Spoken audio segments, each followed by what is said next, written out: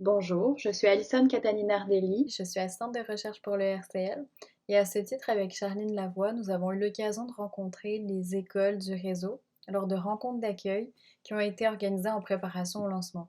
Alors aujourd'hui, on tenait à faire un retour en grand gros sur ce que vous nous avez appris lors de ces discussions.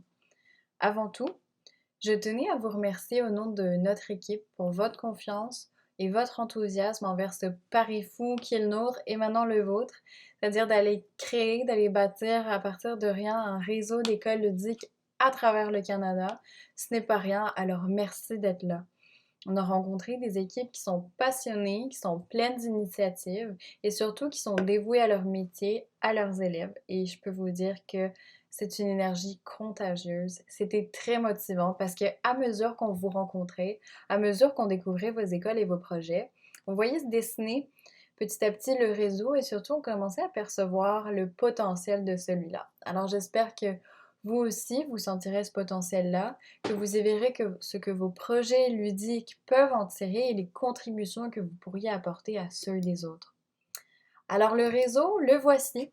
La branche francophone, elle s'étend sur 7 provinces, des montagnes de l'ouest jusqu'aux îles océanes de l'est. Vous êtes 11 écoles à vouloir explorer davantage d'apprentissage par le jeu. Alors on remarque une certaine diversité, on a majoritairement des écoles qui sont au niveau élémentaire, mais on retrouve aussi plusieurs écoles secondaires avec des structures variées. On a par exemple des classes multiniveaux et des contextes d'enseignement surtout ruraux, mais le plus souvent ambigus. On a souvent eu cette réponse qu'on ne savait pas vraiment si c'était la ville ou la campagne, que c'était souvent un entre-deux. En tout cas, c'est certain que vous trouverez des similitudes, des défis communs, même s'il y a des centaines, voire des milliers de kilomètres qui vous séparent. Au fil des rencontres, on a remarqué donc que vous partagiez des défis communs. Peut-être vous allez vous reconnaître dans l'un ou plusieurs de ceux-ci, à commencer par la langue et la culture.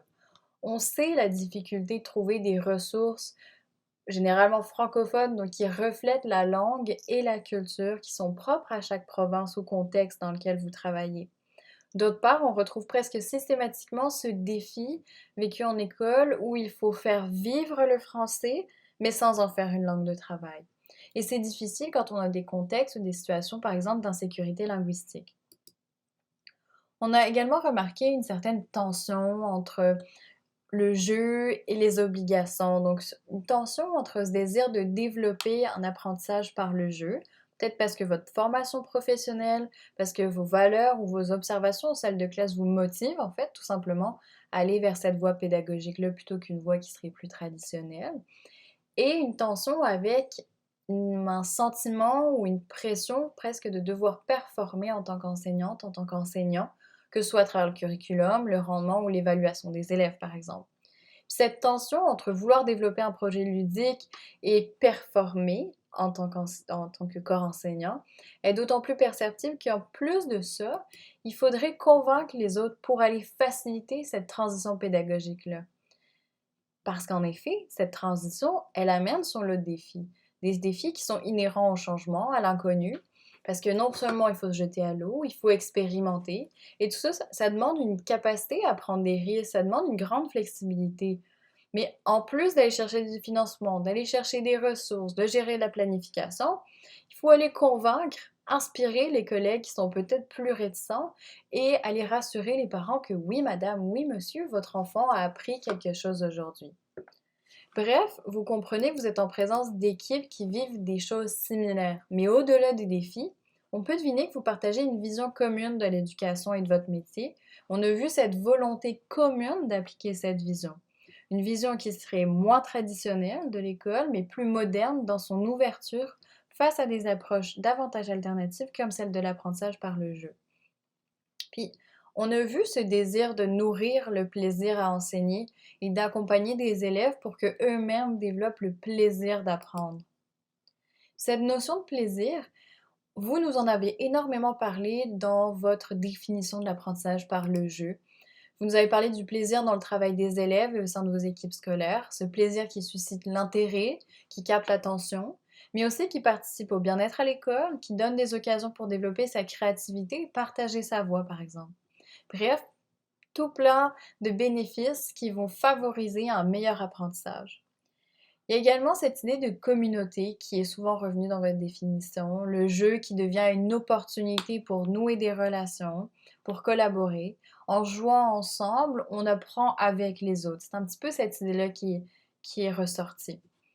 Puis finalement, vous nous avez parlé aussi du rôle de l'adulte dans la classe. C'est un facilitateur qui va accompagner l'élève dans le processus d'apprentissage, un processus qui est actif, souvent basé sur l'enquête, sur l'expérience, l'apprentissage par projet aussi notamment. Donc, l'apprentissage par les yeux, en résumé, tel que nous l'avons compris de nos discussions, c'est figurer les étapes au fur et à mesure qu'on avance dans notre projet, c'est savoir s'adapter, oser la découverte, prendre des risques. C'est aussi admettre que oui, il va y avoir quelques échecs et probablement beaucoup de désordre et de nettoyage à faire après, mais c'est au profit d'apprentissages plus riches et surtout qui ont du sens pour les élèves. Et j'insiste pour les élèves parce qu'on peut vraiment sentir que c'est la raison pour laquelle vous êtes là aujourd'hui. C'est pour vos élèves. Si l'apprentissage par le jeu est important, c'est parce que vous voyez qu'il peut bénéficier à vos élèves, que ce soit dans leur inclusion au sein d'une communauté, que ce soit dans le développement et la valorisation de la langue française en contexte linguistique minoritaire, ou que ce soit tout simplement pour valoriser leur propre force individuelle. Très succinctement, on voulait vous donner un aperçu des projets imaginés par vos équipes. Ils sont placés sous un mode de jeu en particulier, mais en réalité, ils en touchent plus d'un. Les équipes sont à des niveaux différents en termes d'avancement. Des projets qui sont encore à une étape de conceptualisation, tandis que d'autres sont mis en place depuis quelques temps. Mais vous aurez l'occasion d'en apprendre plus sur le projet des autres lors des rencontres des groupes de jeu.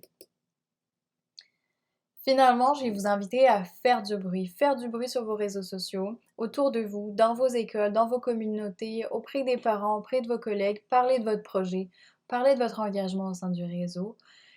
Pourquoi pas aussi dans le journal local, parce qu'on ne sait jamais qui vous pourriez rencontrer, sur quelle opportunité vous pourriez tomber et qu'est-ce que ces rencontres-là, assez fortuites, pourraient en fait bénéficier à votre projet ou à ceux des autres, des équipes qui vous côtoient au sein du réseau.